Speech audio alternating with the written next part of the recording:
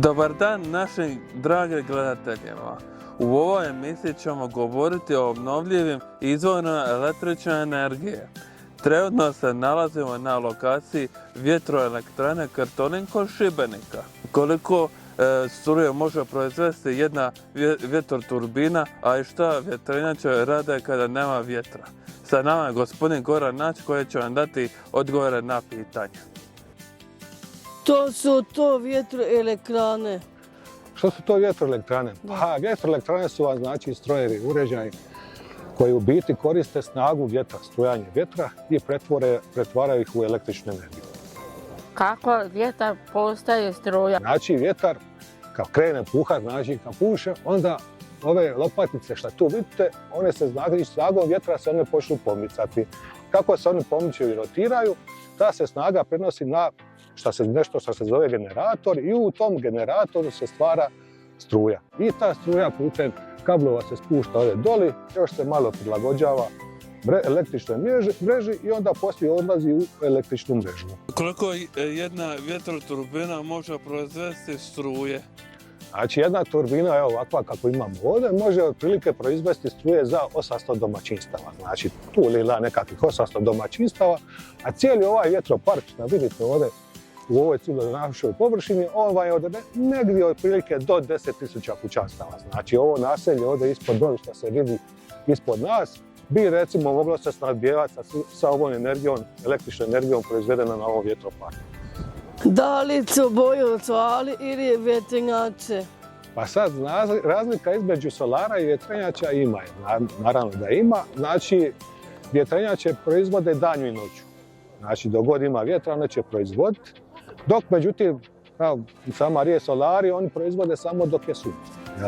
Jedni i drugi nisu baš recimo pouzdani, stabilni izvori napajanja, to je proizvodnje, jer ovise znači o elementima. Vjetrenjače ovisi o vjetru, dok solari ovisi je li na oblačno, nije oblačno i tako dalje. Možemo li mi kod kuće koristiti energiju vjetra? Pa evo, na vaše pitanje znači možemo. Znači evo, već sada vi koristite u biti energiju vjetra iz ove vjetroelektrane, dolazi vama do vaših kuća, stanova, vaših utičnica, a isto tako možete, znači ima male vjetroelektrane, puno manje nego što su ove, vi možete staviti kod sebe u dvorište ili negdje na krov kuće i onda imate samo da zadovoljite svoje vlastite potrebe unutar svog kućanstva.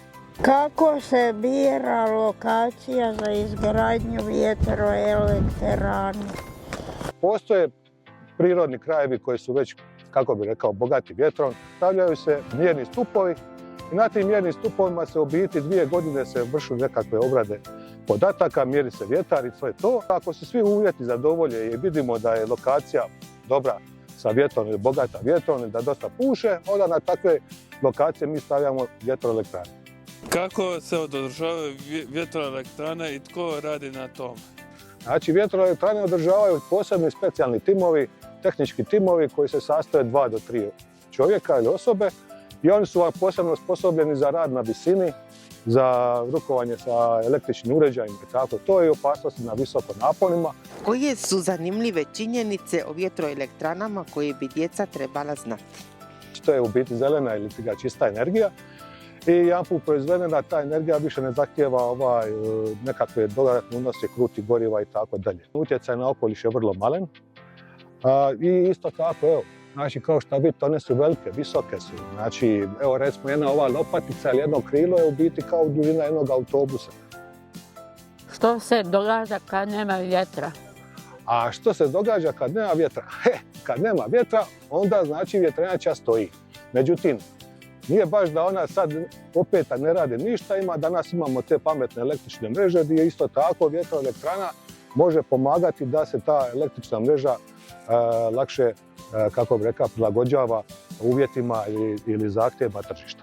Nadam se da smo uspjeli prenijeti neke zanimljive činjenice o vjetroelektranama, posebno našim najmlađim gledateljima.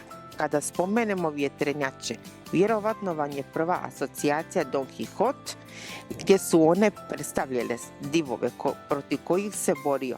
Mi ćemo ih sad ostaviti u njihovoj borbi sa vjetrom, koju marljivo vode svaki dan, isključivo u našu korist.